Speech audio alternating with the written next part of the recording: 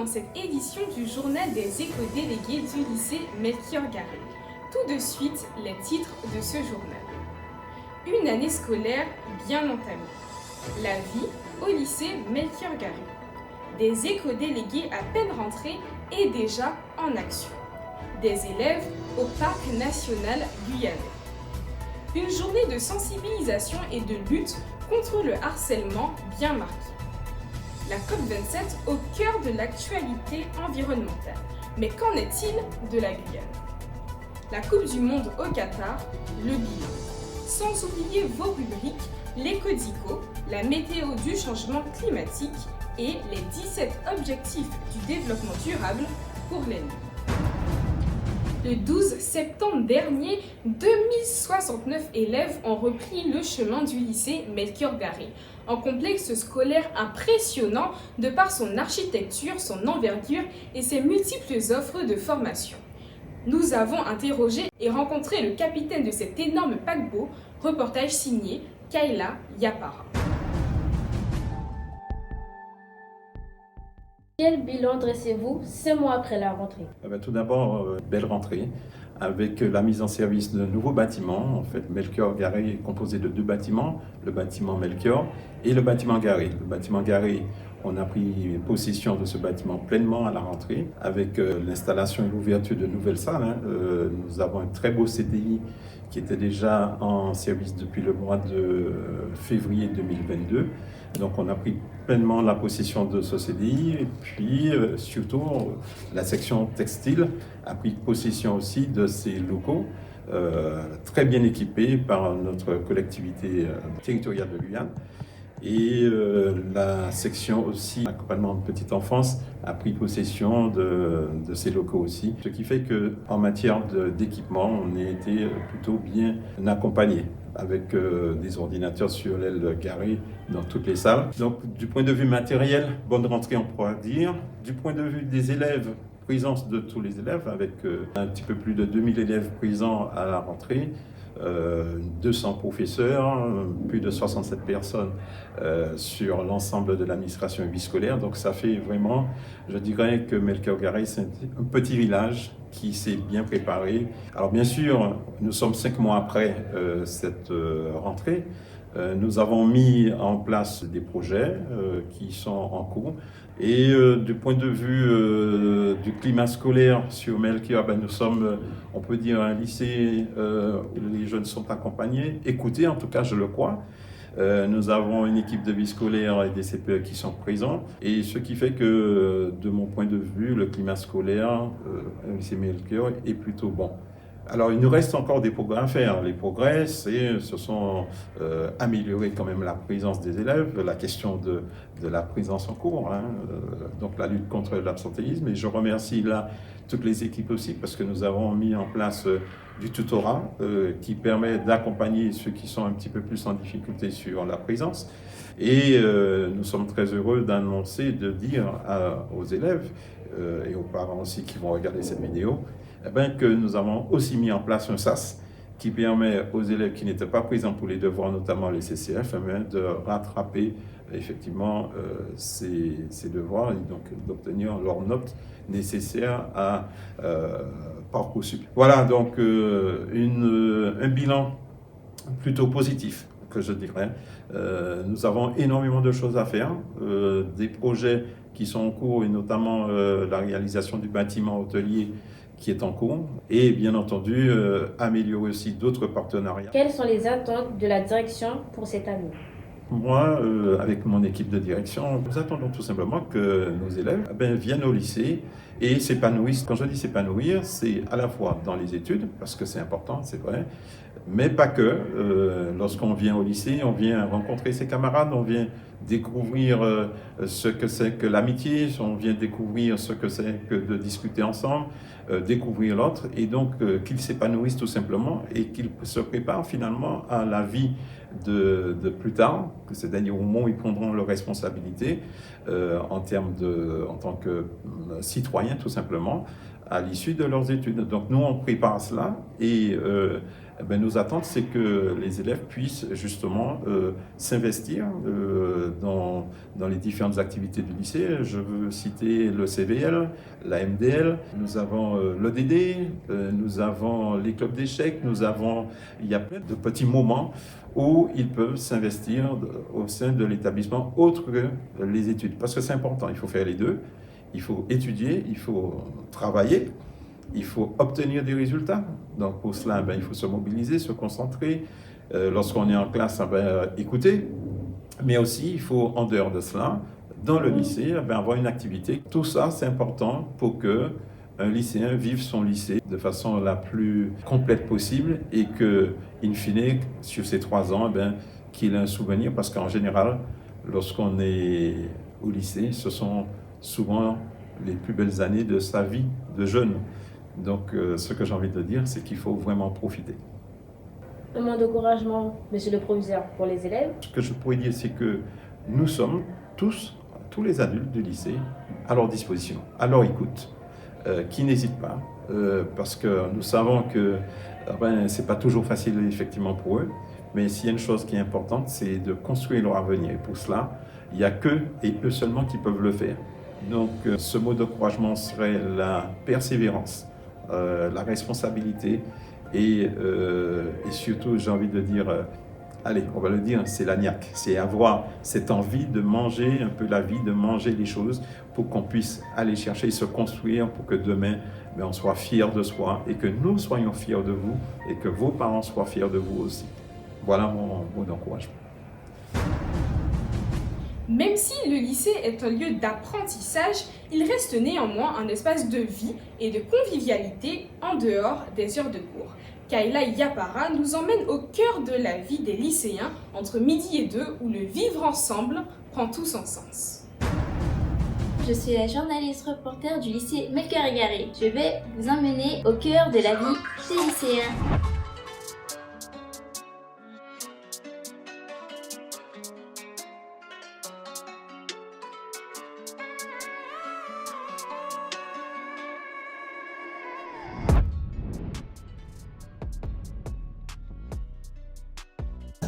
Nous sommes au club de jeux d'échecs. C'est tous les mardis à midi. C'est un passe-temps pour nous, c'est assez super. C'est-à-dire que ça permet de rencontrer, c'est l'occasion de rencontrer d'autres élèves aussi, de nouer de nouvelles connaissances. Donc tout le monde est bienvenu au club d'échecs. Venez nombreux. Bonjour les filles. Bonjour. Puis-je vous poser une question à chacune? Oui. Alors, à quoi sert la MDL? Pour moi, ça sert à proposer des activités. J'aime bien qu'il y ait des activités. Pour moi, que je ne sais pas encore, j'aime bien venir à mes temps libres, venir jouer au domino, rester avec les gens, m'amuser quoi. D'accord, merci. Et pour toi, quand tu viens à la MDL, quelles sont tes activités? Je joue au domino, je parle, je mange. Vous avez le droit de manger à midi? Oui. Quand on n'a pas cours, on vient manger, puis voilà. D'accord, merci. Puis-je te poser une question? Tu es membre actif, c'est bien ça? Oui. Ça sert à quoi le rôle du membre actif? Ça sert à créer une cohésion dans la MDL et à créer des projets, à participer à la vie au lycée. Et c'est tout. D'accord. Merci d'avoir répondu.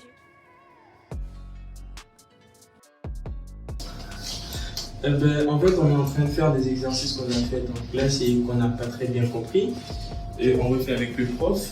Et on a eu aussi une éval la dernière fois et on corrige. On corrige un peu avant d'arriver en classe et après on pourra faire autre chose si le prof a autre chose à faire. Et sinon, on revient parfois dans les bases pour pouvoir faire pour le bac qui arrive bientôt. Comme par exemple, on a un bac blanc dans 2 semaines, je crois. Et après, le bac en mars. Donc, c'est ça, un peu. Donc vous mettez à profit votre temps de pause pour travailler, pour avancer. Oui, un peu. Eh bien, félicitations, je crois que vous avez déjà votre bac. Chaque année, les éco-délégués affirment leur engagement pour la cause environnementale au sein du lycée. Hélas, leur fonction est encore méconnue. Découvrons les missions des éco-délégués et leurs nouveaux projets. Ils étaient présents au salon des Green Days et à la fête de la science. Un éco-délégué, c'est un élève qui est sensible à la protection de l'environnement et qui veut s'engager auprès de son lycée pour protéger l'environnement. Et il met en place des projets et il a différentes missions pour la protection de l'environnement.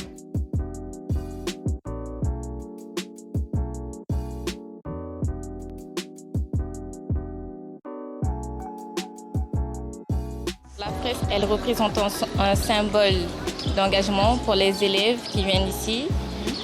On les invite à prendre un papillon du coup pour pouvoir coller et montrer leur symbole d'engagement.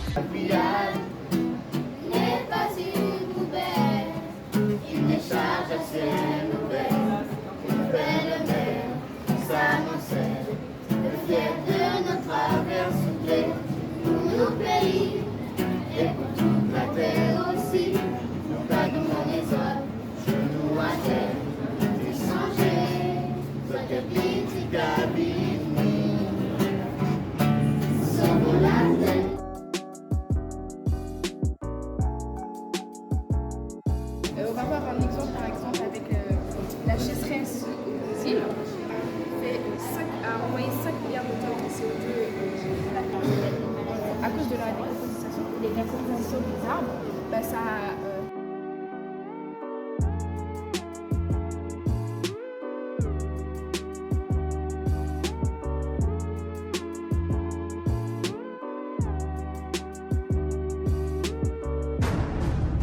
Quelques élèves de la filière STHR et de la section internationale Brésil se sont rendus au parc national guyanais à la découverte des métiers de l'environnement dans cette biodiversité exceptionnelle qu'offre notre territoire. Une visite très fructueuse, apprécions ce reportage.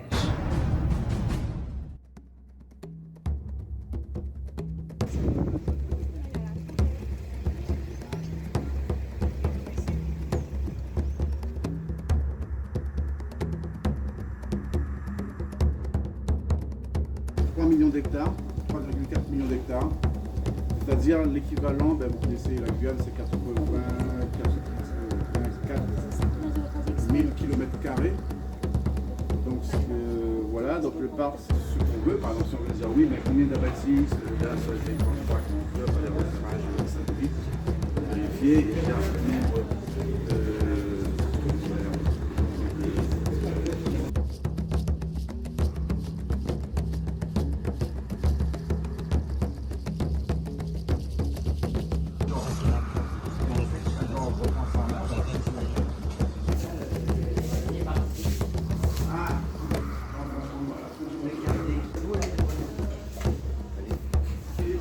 c'est là qu'ils ont pris le jeu.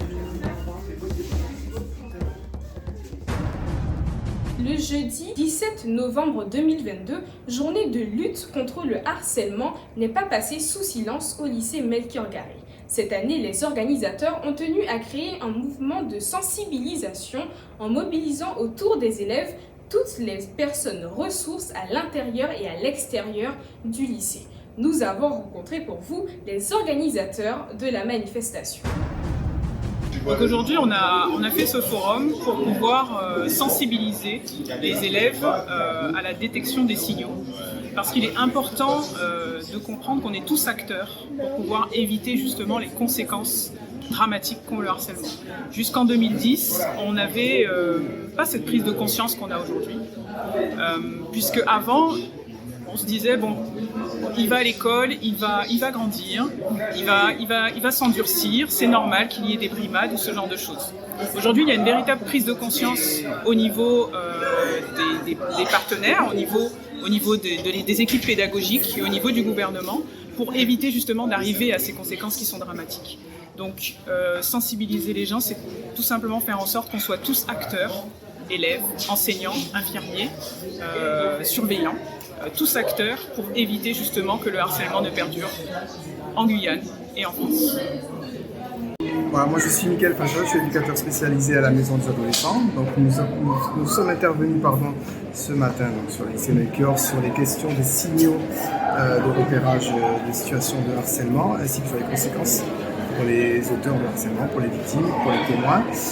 Donc nous l'avons fait sous forme de diffusion vidéo débat et nous sommes très heureux de la façon dont ça s'est passé. Il y a eu énormément d'échanges, beaucoup de participation, ça a suscité pas mal de réactions.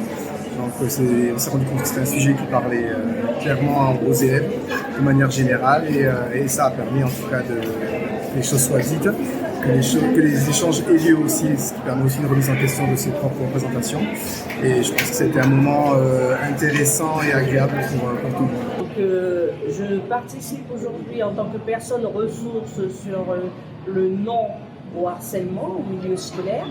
Donc, le message que je voudrais passer aux élèves, c'est que souvent on se dit que les adultes ne nous prennent pas au sérieux et qu'on ne sait pas vers qui se tourner. Moi, je dirais de persévérer. On va déjà vers une personne. Si on se sent qu'on n'a pas été compris, pas entendu, on va vers une deuxième, troisième. Il y a tellement de personnes, de professionnels qui gravitent autour des élèves. Donc, je pense qu'il faut frapper à toutes les portes. Le message, c'est non au harcèlement au milieu scolaire et ça sera non. Bonjour, je suis Romaine Arneton et référente au lycée Melchior contre le harcèlement au milieu scolaire. Donc là, je vais vous parler des 10 conseils que l'on peut donner aux personnes, des adultes ou des jeunes, contre le harcèlement. Si tu es victime, tu peux te confier, tu peux te protéger, tu peux signaler un abus, par exemple sur Facebook, tu peux bloquer la personne, tu peux téléphoner au 08 80 70 10, tu peux porter plainte auprès de la police de ton quartier ou de la police municipale ou nationale. Tu peux aussi, si tu es témoin, tu peux ou tu dois soutenir la personne. Tu ne dois pas rire. Tu peux en parler et tu ne dois pas participer. Et tu dois convaincre la personne de se confier à un adulte qui pourra l'aider. Voilà. Du 6 au 18 novembre dernier s'est tenue la COP27 en Égypte. Faisons le point sur l'objectif de cette rencontre internationale et découvrons l'implication du territoire guyanais avec notre invité spécial, Monsieur Lecante. Bonjour Monsieur Lecante. Bonjour mademoiselle. Merci d'avoir accepté d'être notre invité spécial pour le JT des éco-délégués. Vous êtes le maire de la commune de Montignéry, mais également le président du comité de l'eau et de la biodiversité de Guyane et l'administrateur de l'Office français de la biodiversité. La Guyane est connue pour sa richesse en eau. Mais quelle est la situation actuelle de la Guyane quant à l'exploitation de cette ressource naturelle? Alors vous avez raison, vous avez indiqué mes 3 fonctions essentielles, maire de Montignéry-Tonnet-Grande, également président du comité de la biodiversité de la Guyane, qu'on appelait anciennement le comité de bassin, puisque nous sommes un district hydrographique et à ce titre, donc le Parlement de l'eau qui fédère l'ensemble des personnes, des personnalités, des institutions, des associations également, donc écologistes ou d'usagers, donc font partie de ce comité de l'eau et de la biodiversité. Et puis, en tant qu'administrateur de l'Office français pour la biodiversité, je siège dans ce conseil d'administration de façon à pouvoir porter la voix de la Guyane et des Outre-mer. Eh bien, la question de l'eau, pour moi, elle est tout à fait naturelle parce que figurez-vous que la Guyane, en amérindien, ça veut dire la terre des eaux. C'est dire que nos anciens, donc qui étaient déjà présents sur ce territoire, avaient bien pris conscience de l'importance de cette ressource naturelle renouvelable, mais également de sa fragilité, de sa vulnérabilité. Et donc, c'est ainsi que j'ai souhaité, depuis presque toujours, avant mes fonctions électives, faire en sorte que cet élément naturel, H2O, puisse être pris en compte dans les politiques publiques que nous devons mener pour l'ensemble de la population. D'accord, merci. Dans votre discours à la COP27, il a été question de solutions basées sur la nature. Qu'est-ce que vous entendez exactement par solutions basées sur la nature? Alors, en fait, il s'agit d'un juste retour, là aussi, aux sources. La nature nous offre ce qu'on appelle des solutions ou tout simplement des perspectives qui nous permettent de vivre en harmonie avec elle.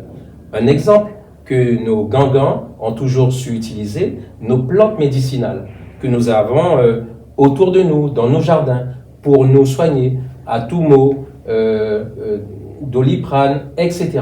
Eh bien, ce sont des solutions fondées par la nature. Nous avons aussi d'autres exemples plus prégnants. Par exemple, pour éviter l'érosion des sols, nous pouvons planter donc, une plante qui s'appelle le vétiver. À Montsinéry-Tonnay-Grande, nous avons donc mis en exergue une solution fondée sur la préservation de notre huître de Montsinéry. Nous avons cette chance inouïe d'avoir ce mollusque et on sait que lorsqu'il y a de l'huître dans un endroit, dans une localité, dans un bassin hydrographique, eh bien c'est la preuve d'une très bonne qualité de l'eau. Donc préserver l'huître, c'est préserver notre eau de bonne qualité pour après la distribuer aux populations. Merci Monsieur Lecante pour cet échange. Merci bien.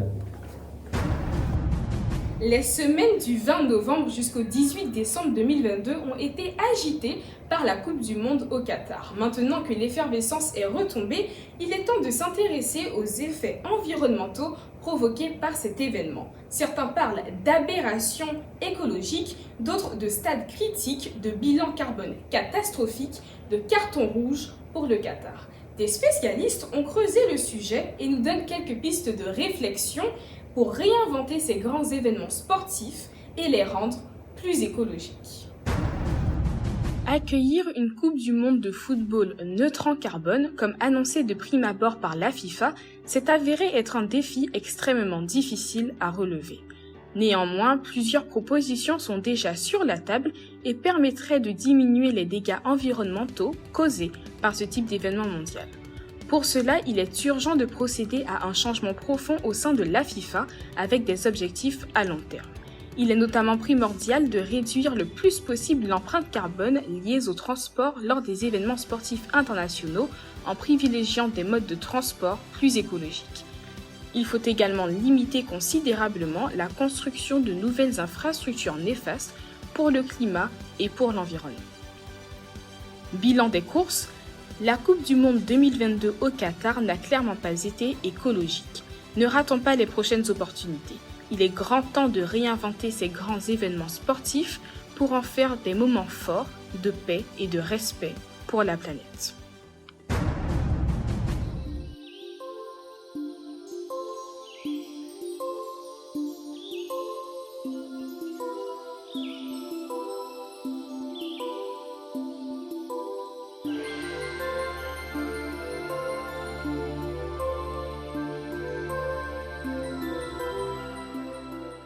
Bienvenue dans votre rubrique Écodico. Aujourd'hui, nous allons définir ce qu'est la biomasse. La biomasse, c'est l'ensemble des matières vivantes, animales ou végétales, qui sont par la suite transformées en source d'énergie, l'électricité. En gros, c'est en brûlant ces matières qu'on va pouvoir en obtenir de l'énergie. C'est la combustion. Il existe deux types de biomasse. La biomasse végétale, qui elle, comme son nom l'indique, est constituée de bois, de feuilles, etc. Et la biomasse animalière, qui elle, est constituée d'excréments et de carcasses d'animaux et de restes alimentaires. C'est une source d'énergie verte, c'est une énergie renouvelable. Cependant, la biomasse n'a pas que des points positifs, elle a aussi des effets négatifs, comme la combustion qui amène à couper des hectares de forêt sur de grandes surfaces, ce qui mène à la déforestation de celles-ci et aussi participe à l'augmentation de CO2 dans l'atmosphère. En Guyane, nous avons 3 centrales de biomasse, une située à Kourou depuis 2009, une à Saint-Georges qui a ouvert ses portes en 2021 et une à Cacao qui est ouverte depuis 2022. Plusieurs projets de centrales de biomasse sont en cours, comme dans les communes de Saint-Laurent, du Maroni et Montsinéry. L'idéal serait d'avoir une utilisation raisonnée de l'énergie de biomasse, comme le projet de Petit Saut, qui consistera à utiliser les arbres piégée par le barrage. Ce sera la plus grande centrale de Guyane. On pourrait également exploiter les déchets issus de la filière bois, tels que les sciures. On pourrait aussi éduquer à la réduction de la consommation énergétique chez tous, pour pouvoir être en équilibre entre la production d'énergie verte et la consommation, pour pouvoir au final mieux consommer. Je vous donne rendez-vous pour votre prochaine édition de l'Éco-Dico.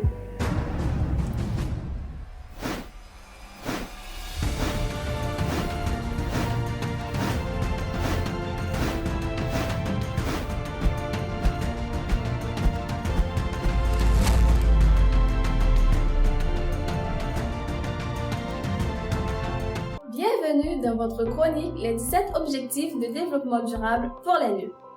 Vous avez certainement remarqué les stickers collés sur les vitres de la salle des éco-délégués. Ils représentent les objectifs à atteindre par thématique d'ici 2030. Je vous propose d'étudier un objectif par chronique. Aujourd'hui, nous verrons l'objectif numéro 6, eau propre et assainissement. Le 6e objectif vise un accès à l'eau potable pour tous, un accès aux services d'assainissement dans des conditions équitables, une amélioration de la qualité de l'eau, une réduction de la pollution par des déchets et les produits chimiques dangereux, et l'amélioration de la gestion des ressources en eau. Selon l'Agence régionale de santé de Guyane, les installations d'eau en Guyane comprennent 73 captages d'eau, 43 stations de traitement et 65 unités de distribution. Outre le contrôle sanitaire des eaux desservies, les actions du service se portent sur l'amélioration de l'accès à l'eau potable pour la population. À ce jour, 15% de la population, soit 30 000 personnes, ne sont pas raccordées à un réseau d'eau potable. L'objectif numéro 6 est donc d'actualité pour la Guyane. Efforçons-nous de l'atteindre d'ici 2030. Et voilà, notre chronique Les 17 ODD pour les nuls s'achève. Je vous donne rendez-vous dans la prochaine édition du JT des éco-délégués.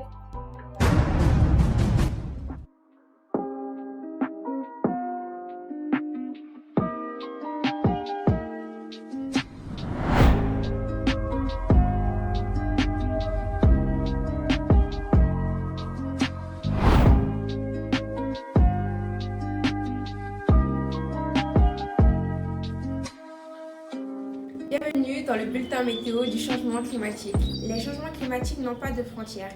Et oui, la Guyane est touchée par les changements climatiques. Ces changements sont observables au niveau de la hausse des températures, des précipitations très variables, de l'augmentation du niveau de la mer. On observe une augmentation des températures les plus élevées durant la saison sèche et le petit été du mois de mars. Les précipitations, quant à elles, sont de plus en plus variables et très importantes. Les observations par satellite montrent une évolution du niveau de la mer au large de la Guyane de 3,5 mm par an de 1993 à 2012. Depuis, ce phénomène évolue à une vitesse supérieure à la normale. Merci d'avoir suivi ce bulletin météo du changement climatique. Je vous retrouve à la prochaine édition. C'est ainsi que s'achève cette nouvelle édition. Merci à tous de votre écoute et nous vous donnons rendez-vous au trimestre prochain. D'ici là, prenez soin de vous et de l'environnement.